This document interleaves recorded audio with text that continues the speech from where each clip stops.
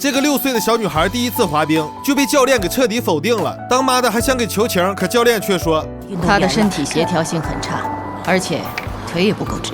她之前学过跳舞吗？学过，没有。能看得出来。教练拒绝在没有希望的人身上浪费时间，但当妈的却跟女儿说：“伊琳娜·山塔丽娜说你很有滑冰的天赋。”好了，可我摔倒了呀。那怎么了？你看他们谁都摔过。你知道你是什么人吗？是天生的冠军。为了女儿花样滑冰的梦想，当妈的只好自己带着女儿练习。但不久后，命运又跟女孩开了个玩笑，妈妈的身体出现严重疾病，永远离开了这个世界。好在有三舅妈收养了她，而母亲的话，女孩也一直铭记在心。她每天都会在冰场上练习。这天晚上，教练被外面嘈杂的声音吸引，他打开窗户，发现原来是女孩在练习滑冰。她不管摔倒多少次，都会咬着牙站起来，而这一切也被教练看在眼里。他决定给女孩一次机会，明早6点带上你父母的申请书来见我。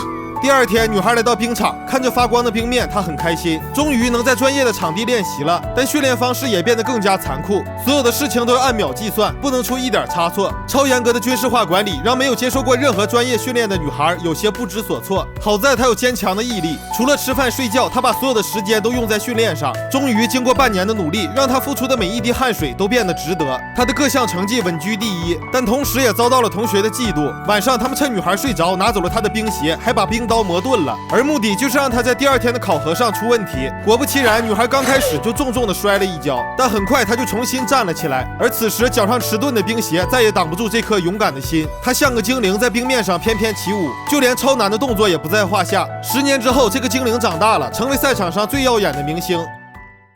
要想拿到花滑世界杯的冠军，有一个好搭档是至关重要的。她是最顶尖的花滑运动员，因为长得漂亮，所以都叫她真香。而现在她的搭档是一个3流货色，总是会出现严重失误，就连教练都说这男的不行。要想拿到花滑世界杯的冠军，就必须要给真香换一个万里挑一的搭档。但同时，这也意味着真香得换成对方的教练。她想都没想就拒绝了。伊琳娜教练，10年前我妈妈带我去见您。您相信我有潜力，您说我很有天赋，我不要别的教练。教练听完之后懵了，啥情况？我当时可不是这么说的。他这么跟你说的？我跟他说的是别浪费时间。我后来愿意教你，是因为你能从零学起。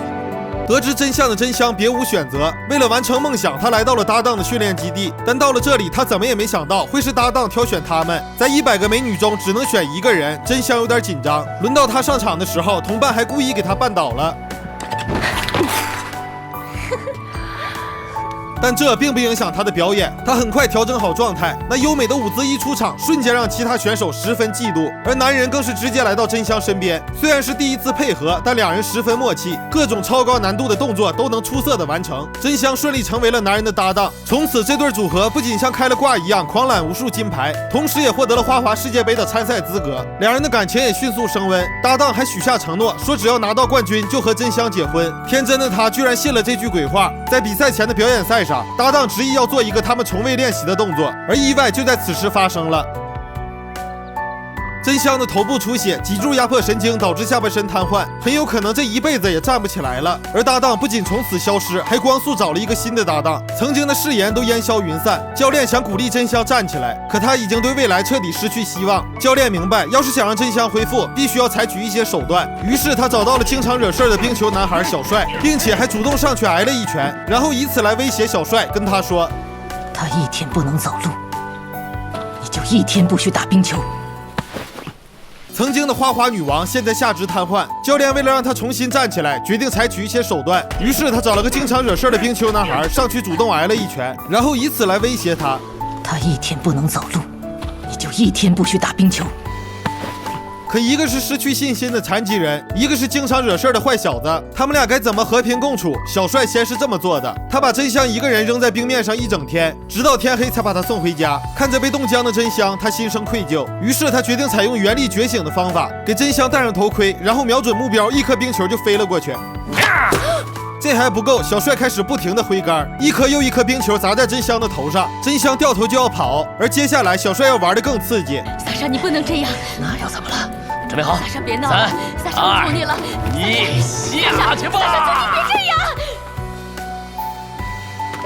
一番折腾之后，真香说自己再也不想滑冰，自己也不可能再站起来了。可小帅却没有放弃，他找出真香母亲留给他的冰鞋，取下鞋带绑在真香的手腕上，说这就是你的护身符。随后还让真香学着他的样子喊出内心积压的情绪。他们的声音越来越大，完全没注意到驶来的汽车。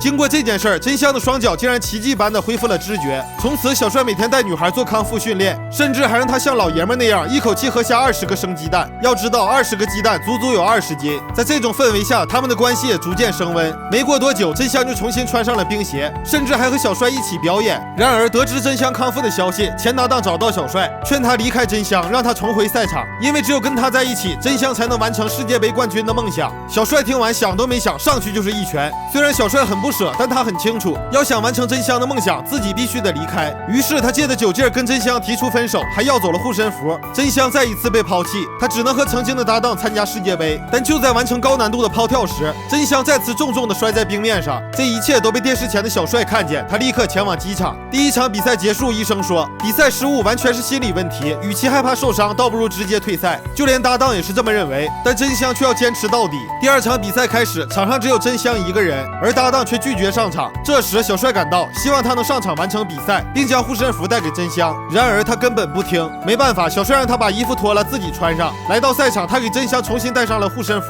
但由于临时换人已经违反了规定，裁判拒绝播放音乐，两个人站在场上十分尴尬。就在此时，真香他三舅站起来唱歌，随着越来越多的观众加入，悠扬的歌声响彻整个赛场。